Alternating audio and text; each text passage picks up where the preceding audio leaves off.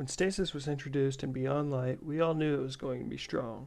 But now, in Season 15, it's stronger than ever with new Elemental Well mods and the addition of Stasis weapons. Since the beginning, Shadebinder Warlock has been focused around freeze, with their Penumbral Blast melee being one of the most effective ways to freeze any target in the game. So this build will focus on the potency of the Warlock's freezes and expand on their power. Before we talk about our gear and mods, I want to show you the aspects and fragments I'll be using to create the start of an ability loop. First off, we're using Glacial Harvest to take advantage of how often this build utilizes the melee ability and freezes in general.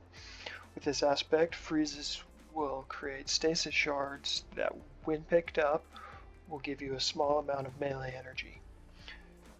The second aspect we'll use is Bleak Watcher. This ability allows us to turn our grenade into a stasis turret that can get freezes while we're in a safe position or dealing with another enemy. This also makes running Glacier Grenade more viable, since it isn't strong at freezing on its own, but provides several utilities. And if I can just sing the praises of Glacier Grenade for a second, this thing can act as a pocket Titan barricade, provide as a jumping platform, and also offer a jump boost when thrown at your feet. So running Bleak Watcher as a way to get more freezes with my grenade and keep the utility of Glacier Grenade is worth it to me.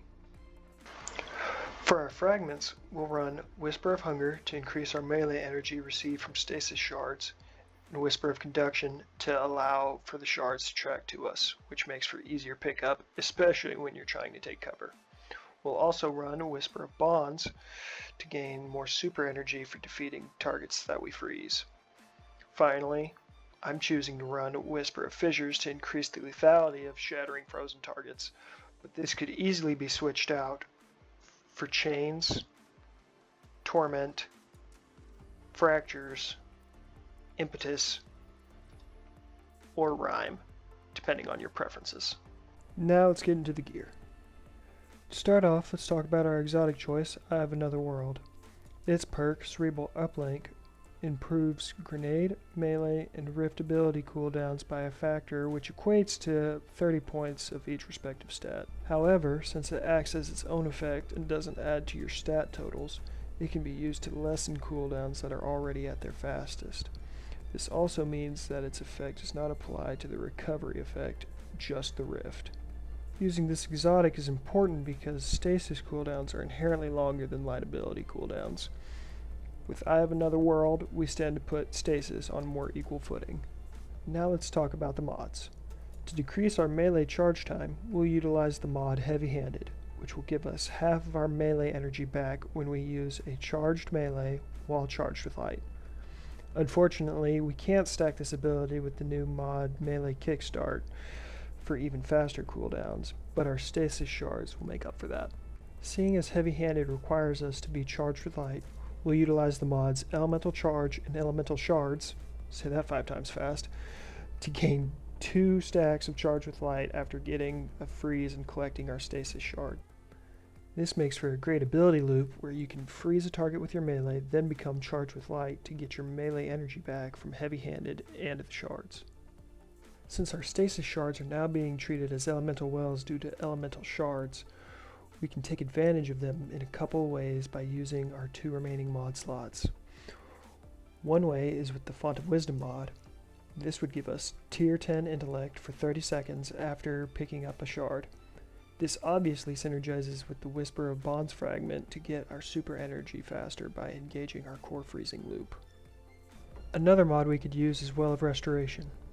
This mod works with our shards to grant additional energy to our lowest charged ability. However, it seems to have an internal cooldown, so collecting multiple shards rapidly will still charge your melee, but won't give the additional energy until a second or 2 after the initial pickup. If you're into seasonal mods, there are several you could utilize. Well of Potency could really bump up the super gains here, while Resonance Siphon and Thermoclastic Strike would be of aid in any activity with champions. Shout out to SD Kicker for pointing out a seasonal mod in the previous video comments. I sometimes forget that we have useful seasonal mods other than the ones that borderline break the game. The mod I think has the best effect would be Font of Might. With this mod, picking up our shards will grant 10 seconds of 25% bonus damage to stasis weapons. This is great as a solo buff or when you're on a team because unlike other mods, Font of Might's damage buff will stack with other buffs in the game such as Titan Ward of Dawn or Warlock Empowering Rift. The only restriction is that you have to use a stasis weapon to get this effect. Luckily, we got some new stasis weapons this season, so let's talk about the weapons loadout. If you're not rocking Font of Might, you can effectively use any weapon loadout you like. I'd suggest a primary with Demolitionist or Wellspring to further boost ability cooldown. Stasis weapons, however, can provide additional benefits with perks like Headstone, which could provide additional freezes and therefore additional shards for your loop. Ager's Scepter also works wonders for getting these additional freezes. When it's combined with the Font of Wisdom mod, you'll generate super energy rapidly and be able to take advantage of Ager's Catalyst quicker. Stacking the Catalyst and Font of Might will result in major damage for simply using the weapon and picking up the resulting shards. If you decide to use Font of Might, I would highly recommend using a stasis heavy weapon to get the most out of the easy damage buff.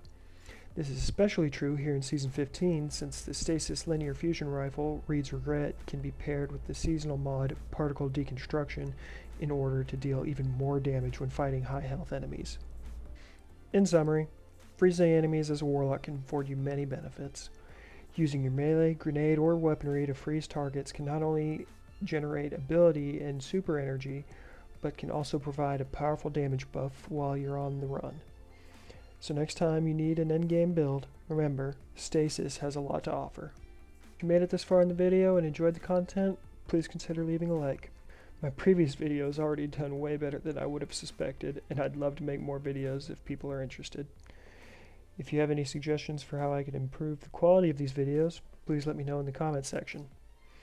In the meantime, thanks for watching, and this is Hooded Figure, fading out.